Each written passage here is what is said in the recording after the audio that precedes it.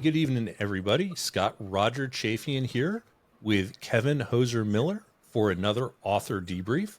You may have heard Kevin and I discussing his historical fiction book, The Silver Waterfall, but tonight we are here to discuss what is apparently, and we can talk about this, the ultimate book in the Raven 1 series, High End. How are you doing tonight, Kevin? Roger, I'm doing great. Great to be with you again. Thanks. Yeah, I appreciate having you here. So I just want to jump in and start talking about the book. And I'm going to tell everyone up front, we're not going to give away the plot. We're not going to give any details like that. I want you to go by the book. If you've not read any of the Raven 1 series, go get it right now. Stop this video. Stop what you're doing. Go get the first book in the series and read through. All of the books are entertaining in and of themselves, but the whole is greater than the sum of the parts. So go get it and read it from the beginning. But with that said, this final book is called High End, and it traces Flip Wilson's career to a logical point, I'll say. I don't want to say much more than that, but let's jump in there. What was the motivation for writing Flip Wilson? He's a very intriguing character. Well, let's see. It was in the summer of 2005, and I had just retired, and I think you've heard the story. My friend said you should write a book. So I'm, in fits and starts, I'm writing, and I'm thinking, okay, what do I want my hero to be? And I thought, okay, a squadron operations officer. I mean, and I had squadron command, and so the full squadron experience, from lieutenant through 05. But I thought, okay, I'll make him a department head, and he'll be a good department head. And he's the JOs respect him, and he loves the CO of the squadron, and Flip, my protagonist, is his tactical sounding board, but the XO is a homicidal maniac, and people often ask me, who was that? Who did you model that on? And I honestly say I never served with anyone as bad as Saint, mm-hmm. But all of us are capable of our Saint moments, and sure, so that's. I thought that the squadron operations officer, senior department head, veteran, he's got pressure from the front office, he's got pressure from the JOs, he has pressure at home, and in making him married as most of us are. Mm-hmm. So all those dynamics, and again, I wrote the book. I think subliminally, I'm thinking about this. Okay, I want this book to entertain people, but also educate people about. Okay, this is what it's really like. Yeah, and I will say it's a very accessible book if you have even a slight interest in naval aviation. You don't need to be an expert in naval aviation, because Kevin, through the vehicle of Flip Wilson, really teaches you everything you need to know about what Flip is experiencing. And I have to say, you did a really good job, because I felt like I was there in the ready rooms. I felt like I was there in the CATCs and the CIC on the carrier. Even though I was a surface warfare officer, there were moments I had, oh, right, they're going out to a jet. They're not going up to the bridge. They're not going to the destroyer CIC, because you write in such an authentic manner. And I think you're spot on. There is probably the ability to be Saint in all of us. And I would echo the sentiment. I never had an XO that rose to the level of Saint, but I've had some really great XOs, and I've had some others, if you will. And I think you encompass that really well. One thing I'd like to say for the listener who doesn't know about the series yet, a department head in the Navy, be it surface warfare, be it aviation, be it submarines, a department head is sort of a mid-level officer. So you've done your initial tours, and I'm going to let Kevin sort of take over here about aviation and what it means for your aviation prowess at that point in your career, because it's sort of the sweet spot. But when you're a department head in general as a naval officer, you are where the rubber meets the road. You are the senior guy who is standing the watches, or woman who's standing the watches or are flying the missions. You have a lot of experience, and you still have enough of a closeness to the JOs you can really mentor them in a meaningful way that a CO and XO really can't, because they have to maintain a command presence. And with that, I'll let you sort of take over talking about what that's like in aviation. Sure. And for us aviators, the first couple, 3, sometimes even 4 years of our careers involve training.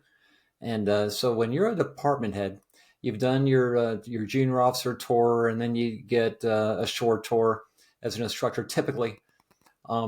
A disassociated sea tour. For me, I was a CAG LSO. And so by the time I was a squadron department head, you're talking the 11, 12, 13-year mark of your career, a lieutenant commander Hmm. in seniority, in rank, closer in age to the XO and the CO than most of the lieutenants, the way that works out. But yes, Roger, I think that the department heads, they are going to take command guidance and ensure that it happens. And what kind of departments? There's the maintenance department, the operations department. Those are the two big ones.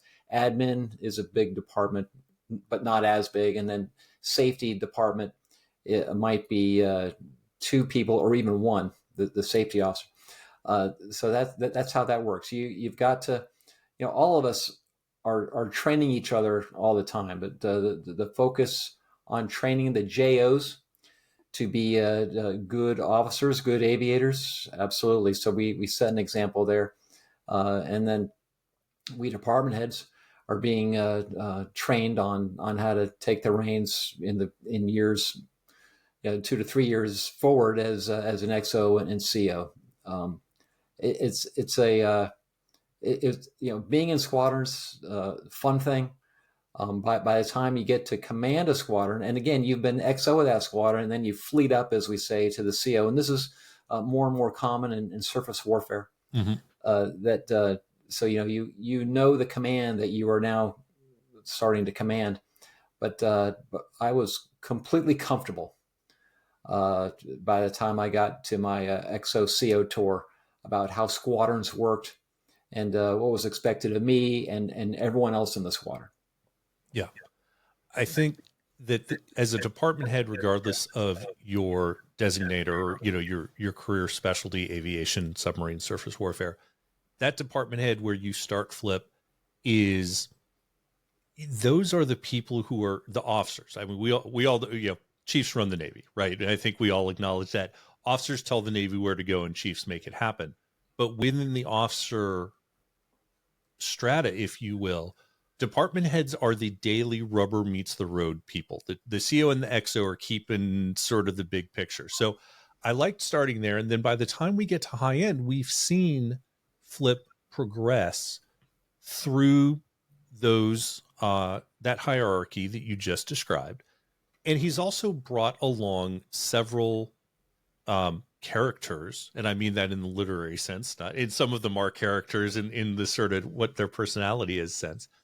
And so you really get to see the development of multiple people. And one of the things that really fascinated me, I want to talk about one character a little bit later in particular, but is the ability to see these junior characters progress in the wake of Flip, if you will, in terms of, well, we've seen Flip do this, and now we see these other characters doing it as well. And for me, it was really rewarding is not the right word, but I enjoyed it very much because I think anyone who's been in the military or anyone who wants to have that experience, you really, really got a feel for that experience of what it's like to be a senior department head, an XO, a CO, and mentor these people because you've been in these positions. You've been in these difficult spots as a divo, then a department head, then an XO. And it's like having kids, right? Like you could sort of tell them what to do and you can sort of point them in the right direction. But if you want them to be successful later in life, you have to let them make their mistakes and get their experiences. And you did that just so well. Well, thank you. And yes, as you as you advance, inside a squadron, you've now you're a department head and you've been a division officer before. You know how to run that division, and you must resist, reaching in. Same thing with your XO and CO. You must resist that and let, okay, this is what has to happen, guys. So go do it. Mm-hmm. And you're right. There are good chiefs out there that can take that lieutenant aside. Okay, sir, this is how, in my experience, this is how I've seen this done, and that's how we all learn. Right. But yes, but also I have observed air wing commanders and observed flag officers at sea. Not so much at sea, but enough.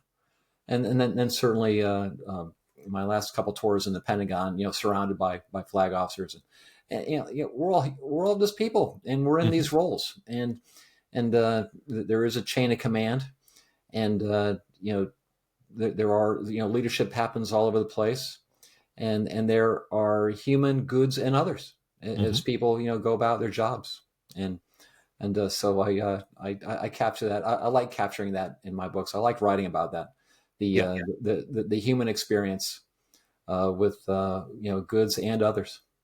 You're so right, because I remember, climbing the ladder, if you will, and to your point that we're all just people, we're all human.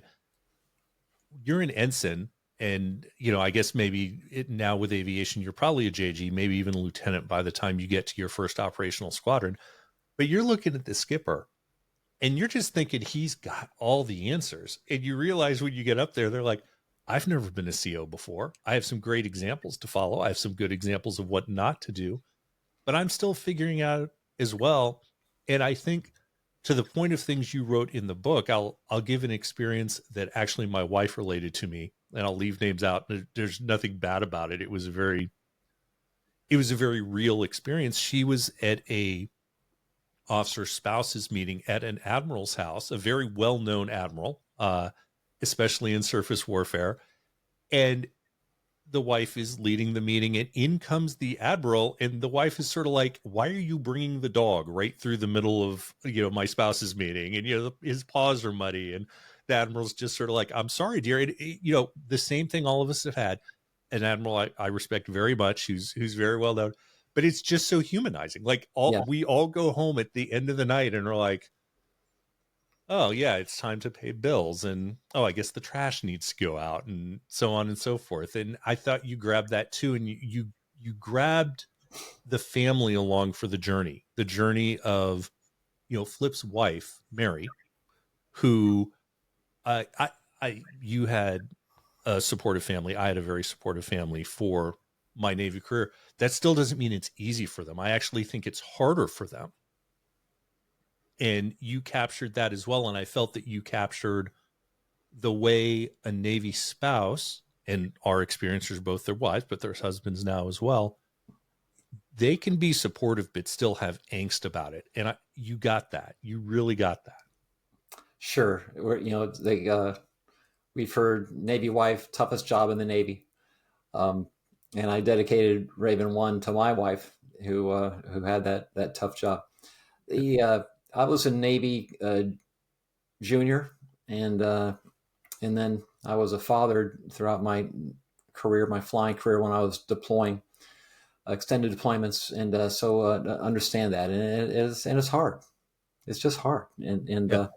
you're uh, gone for 6-7 months, and uh, early in my marriage in the '80s, it was letters, 10 days one way, 10 days the other way, Mm-hmm. and then toward the end there was email and even an opportunity to call, and that really helped. But it's still not easy, and so again I want that is a factor in military life in all the services, that the family is there. The family is considered by leadership, absolutely, as it should be, and lots of considerations in retention and how things are happening operationally. Here's a quick story. I got back from Mm-hmm. a combat strike, first night of this operation we're in, and my admiral said, "Okay, I want you to call home and talk to your wife and tell her that you and everyone else are okay. We're done for the night."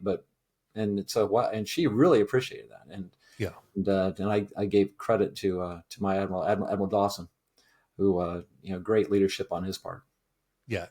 That's awesome to hear, because it is so hard. I don't want to harp on this too much because we're talking about the book, and my point here really is that you've brought this out. So for people who read either to um, rekindle something they had, or for those readers who didn't have the opportunity to live the life you led, it's just such a great window you've provided into that. And yeah, leadership like that is transformational. I know that's a great buzzword right now, but it really is, because it takes really good people and it makes them into great teams, right? He had your back. Your wife was feeling better at home. She had that peace. You're more able to focus because she has that peace. It just starts to build upon itself, and it's great. Now, that being said, we've also seen the opposite side of that sort of leadership. For me, I call it the politician versus the warfighter. And you're able to delve into this in High End as well. And can you talk a little bit about that? I mean, I did notice one of the bad guys happened to be a SWO, and I'd love to say that doesn't seem true to life to me, but it actually does sound sort of true to life. But were there any real world inspirations for that, or what did you draw on for that? I've had bad guys in my novels that are let's see, the Naval Academy alumni, Marines, Mm-hmm. uh, what submarines, surface warfare. Um, the sure, office politics, and in a squadron, 200 people in a carrier squadron, maybe 20 something officers. There's office politics, sure there is, but as you get higher, it's now. And I touch on this in High End, and now it's procurement programs, and what types of weapons are you going to use? And you've got a lot in your arsenal. And but if you were having a senior officer say, if I were you, I would do that. Um, you can blow that senior officer off at your own risk, but maybe there's a right reason to do that. So that's Mm-hmm. not going to work. I mean, I'm here on scene, and thank you, sir, but I've got this responsibility, and I've got to do the best job that I think I can do.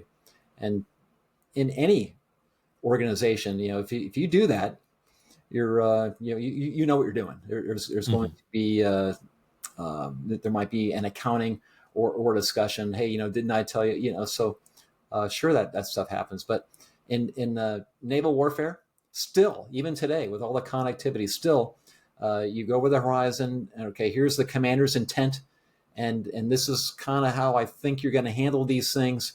But you're on scene, and we may not have connectivity, and touch on Mm-hmm. that.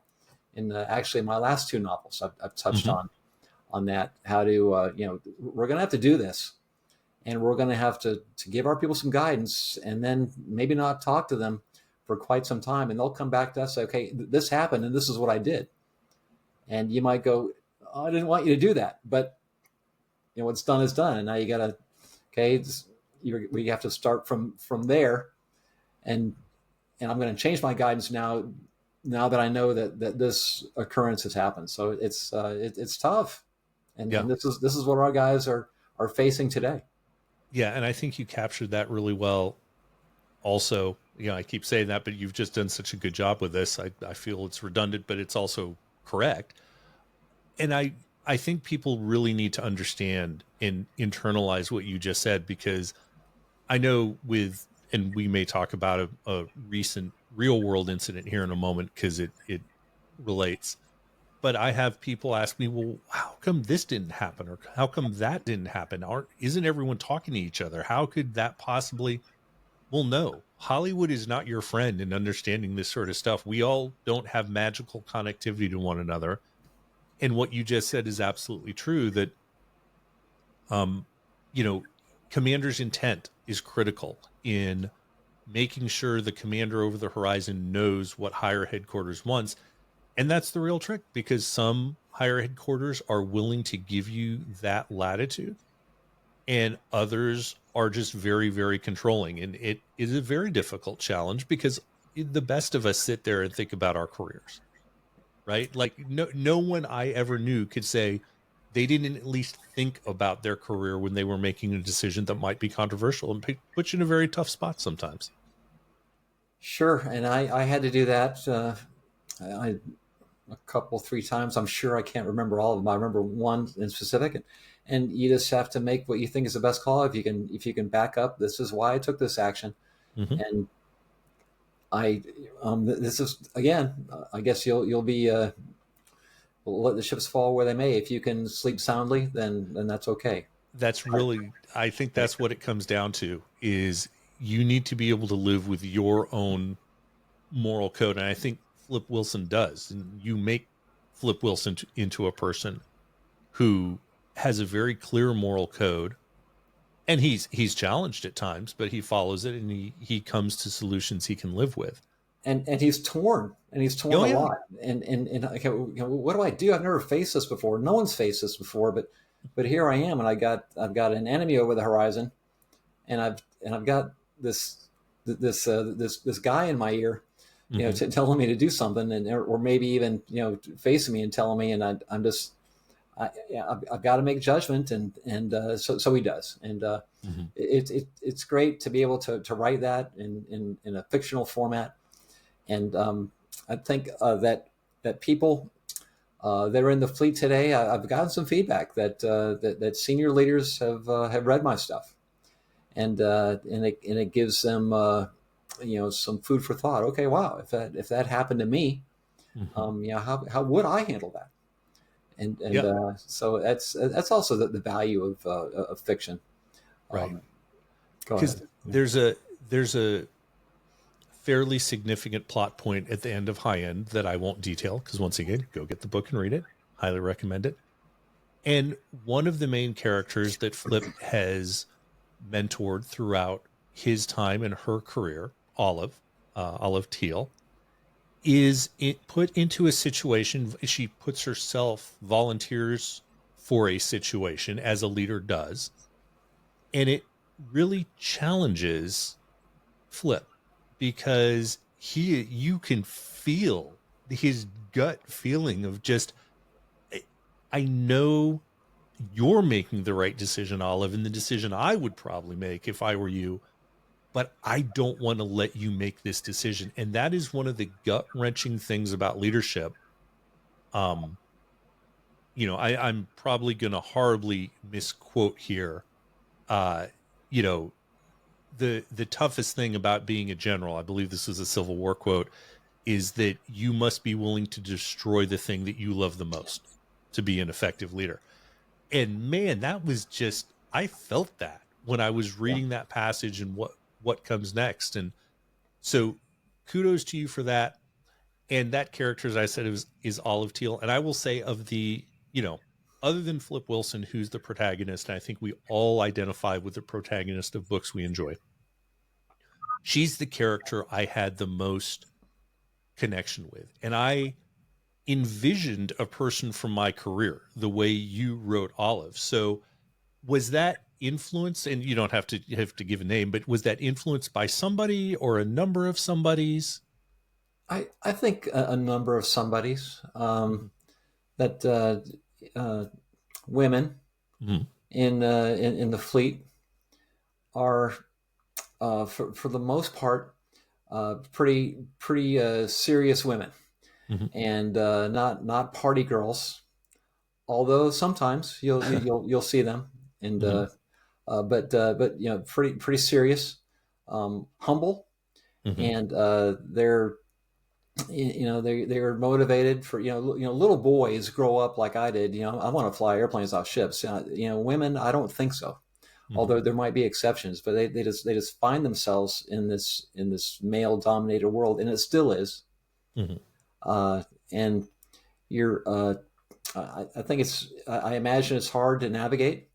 I I see you see women flying airplanes, and you see videos of them on ship, and last year I went to a carrier, and they've got smiles on their faces. I mean, Mm-hmm. they're enjoying what they're doing and everything, but it is I imagine, again, I mean, it's a human challenge for a woman Hmm. to fly a warplane and be in that situation. And, there's other military jobs uh, again in this this male dominated world, and so um, Olive, who I've explored in the past books, in fight, she was like, okay, I would like to, meet my female neighbors and get to know them, but it was just hard for her to relate, Hmm. and I imagine that, if you're a woman and a female fighter pilot moves into your neighborhood, that'd be hard to relate.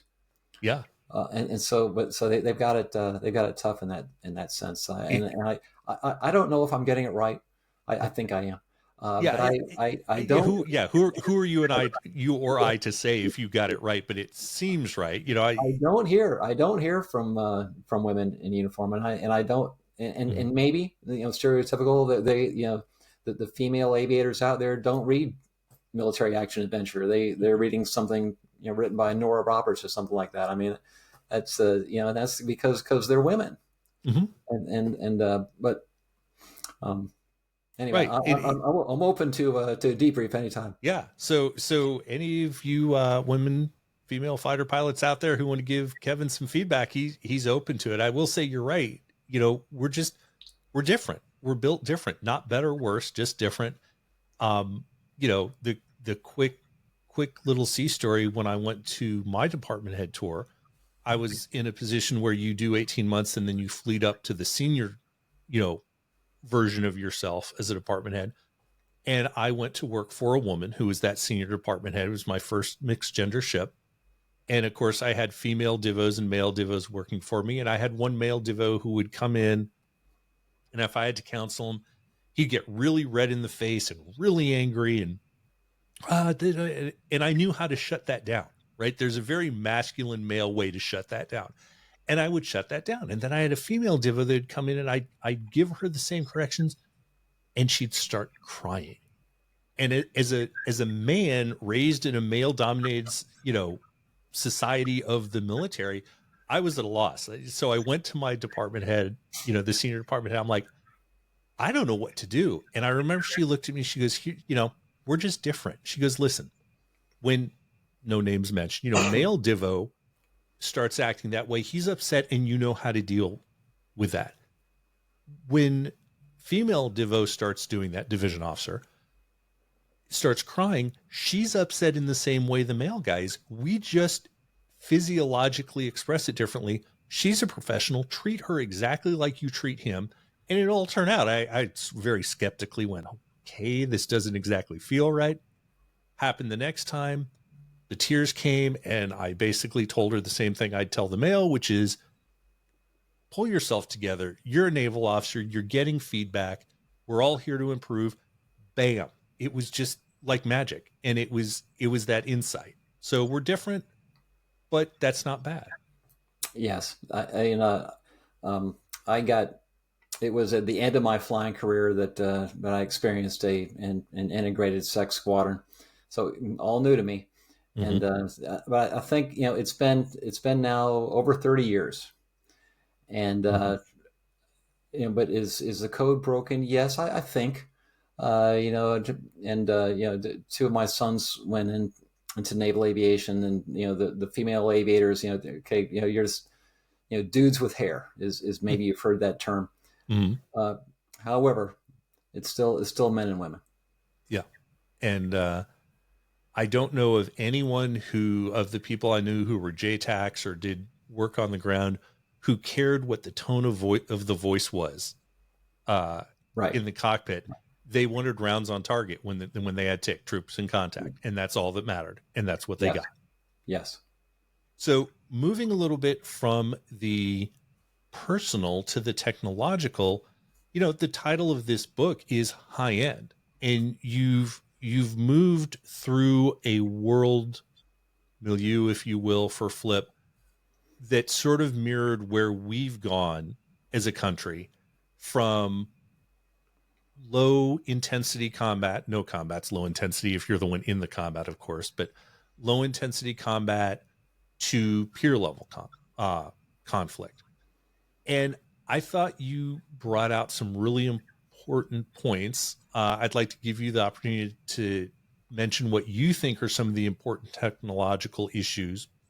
But I'd say for myself, just to highlight one, the use of drones, not just their technical ability to maybe do things that we don't think they can do, but the way that you then took it and created a non-kinetic information operation, psychological warfare operation that then almost leveraged a kinetic operation was so insightful of how the modern battlefield is going to play out, in my opinion.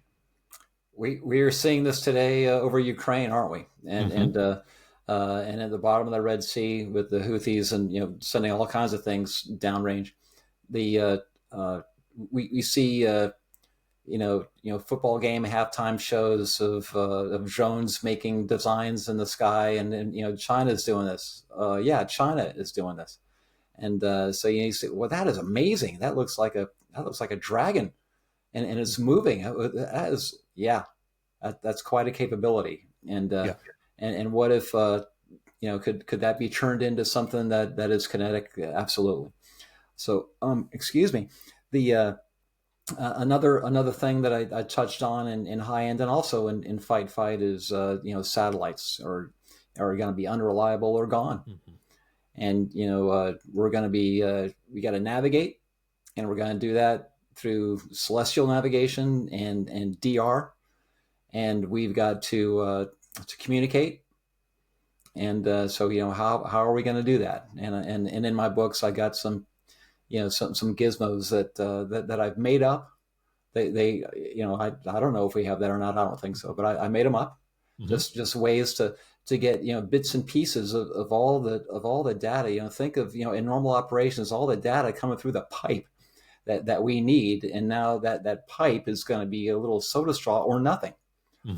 for a long time. Getting back to commander's intent, and okay, it's just us now, and so the O5, the O6, maybe an embarked flag is going to have to make some decisions until he can get connectivity again, and get some new direction if he does.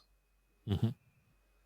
And very real world, talking about technology and how it can be there for us or how it can fail us.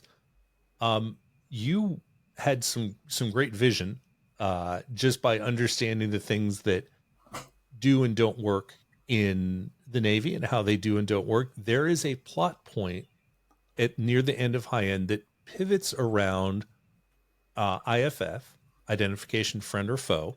And again, not going to give away any plot points, but the subtle nuances of technology and electronics that can cause these elegantly complex systems to fail, or at least to not work the way they should. And so you illustrate in the book in very it draws out a lot of emotion and a lot of tension. uh what happens, for example, if IFF fails?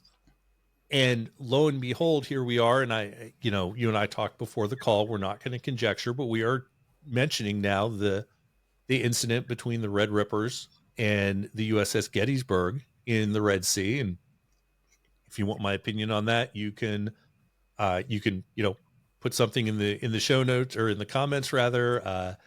You know, Kevin has an episode with our friend Ward Carroll, and I did an episode with our friend Sunshine about our various opinions. We're not here about that, but just pointing out there's a significant chance. Well, I'll say this is surface warfare. Something went wrong with IFF in the Gettysburg situation. We don't know what. And I just wanted to bring that out to say, Kevin, I mean, you're looking ahead at all the things that could possibly happen that provide warfighting challenges. And I think the very fortunately not tragic incident with the Gettysburg and the Red Rippers just shows that you're very on point with that.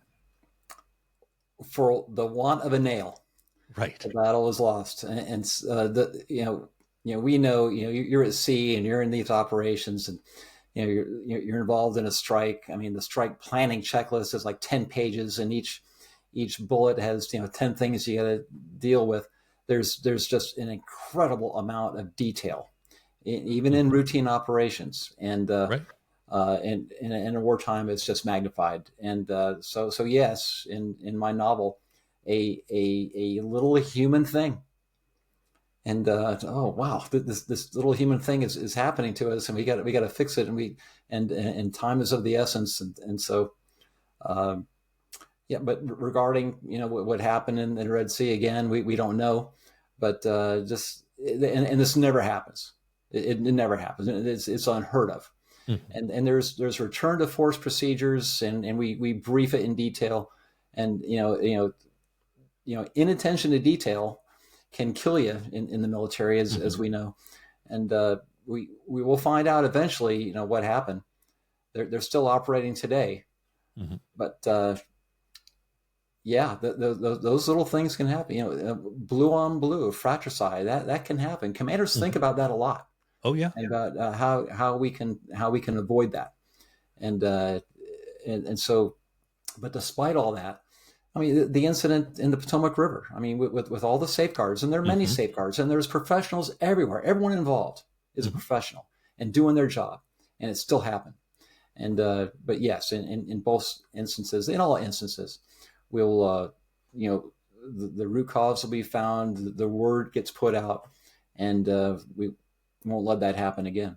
Right. And I would say on that, the question isn't, well, no, the question is how did that happen? But an additional question I think people should ask themselves is, wow, how does this not happen more often? Because if you think about it, let's talk about the Potomac one. If you've worked in the greater DC region, you've seen the Pat transports and HMX, one, the Marine One squadron and that squadron.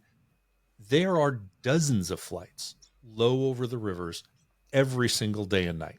And They're this is they're the first they're time that buzzing something around like all the that's time. happened. All Mhm. those white or gold topped helicopters all the time.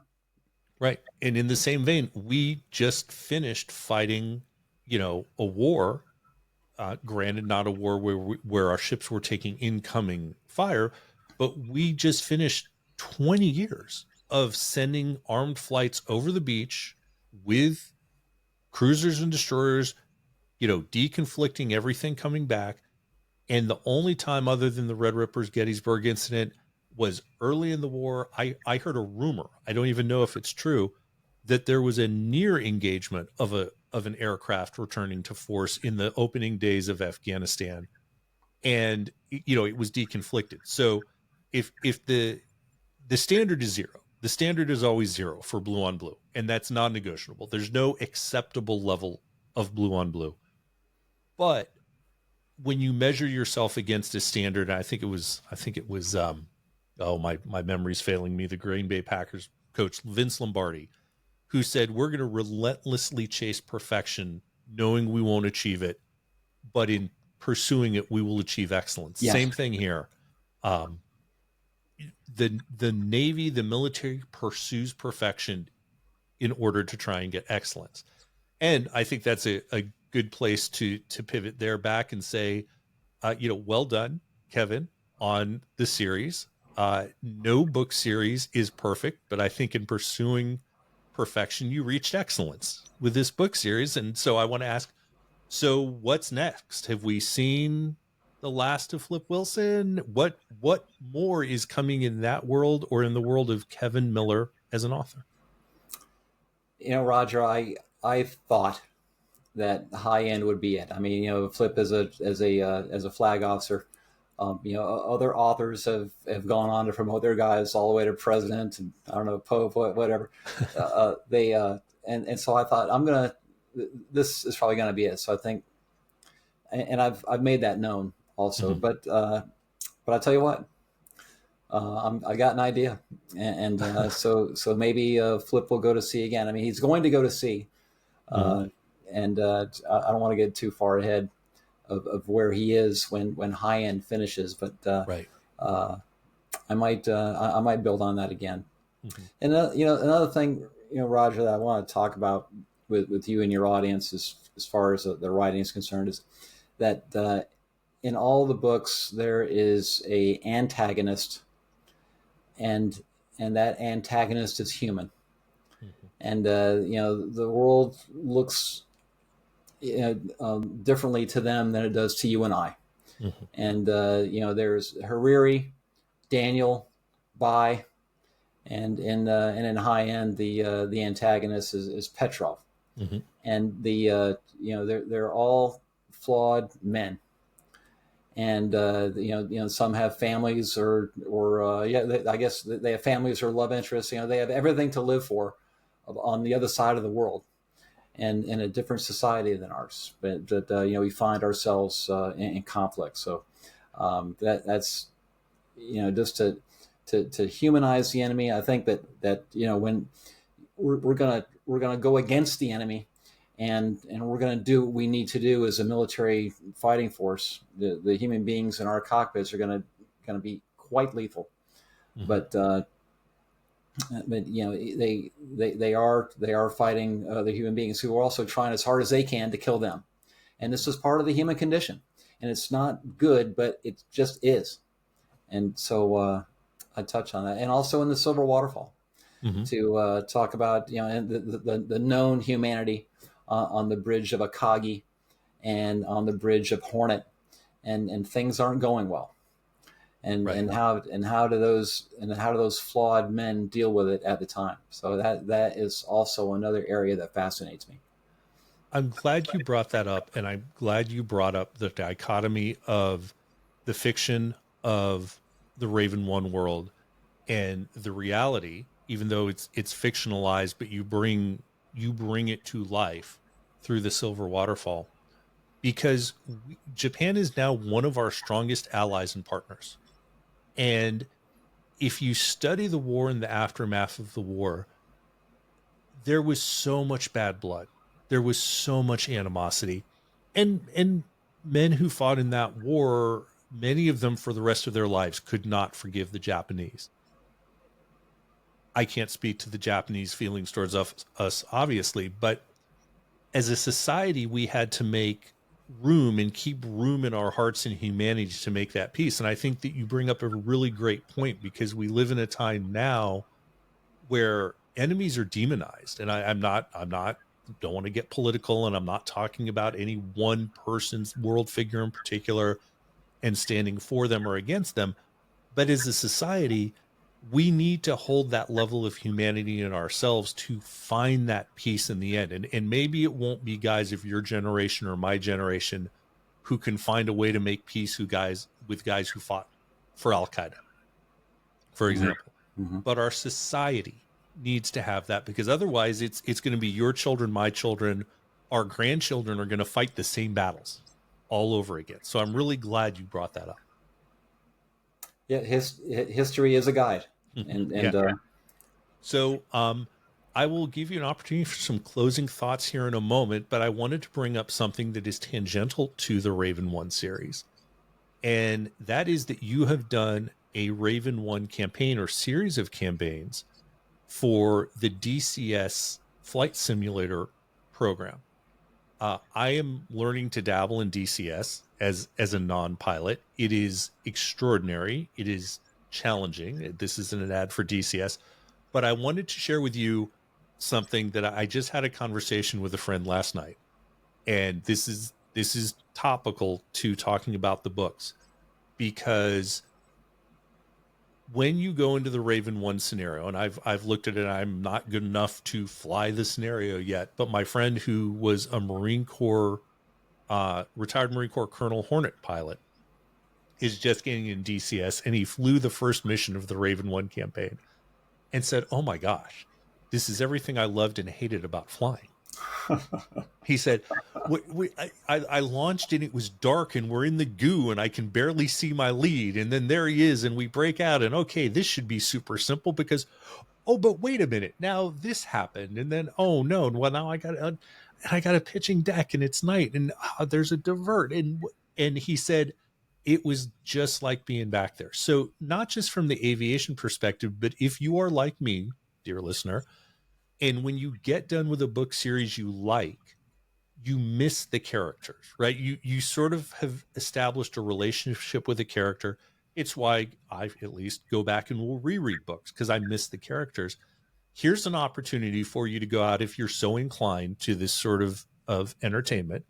Um, you can actually sort of immerse yourself even more in the Raven One world through that. And I just wanted to make people aware of that, not just from my perspective, but from the perspective of someone who spent uh, close to 30 years flying fast jets, saying, "Holy cow, this is what it was like." Digital Combat Simulator, and it was those guys that found me. I found them about 5 years ago. I started getting reviews on Amazon said that this is great for us DCS guy. What is that? And then not long after that, I was contacted by Jello Aiello, Mm-hmm. who my friend who been on his podcast, and a guy named Baltic Dragon was introduced to me, and we become fast friends, and we collaborate on the. We've done 2 Raven One campaigns, Mm-hmm. one using the Persian Gulf map, another using the Syrian map, and we make it work as far as the characters in the book. We're working on another one, and this is going to be a training campaign, blocking and tackling skills. Mm-hmm. So we're in the middle of writing that now, and I'm not sure what the timeline is. I would maybe the end of the year, maybe 12 months. I don't know, but we're writing scripts and getting all the voice actors for that. And yes, like your friend said, wow, this is the real thing. I mean, for your listeners, viewers that are saying, okay, maybe I'll take up DCS. It is a serious hobby, and Mm-hmm. it's not Candy Crush on your phone. No, it is not. You're getting all the things you need, and you are really flying an FA-18C, Mm-hmm. and it's impressive me. I am not a DCS pilot, but I respect those who are, and they the way that they approach it, and the way that they work to get better at it, it's something to see. Yeah, it's not for the timid. It is a golf level commitment, if you will. That this, Absolutely, yeah. yeah.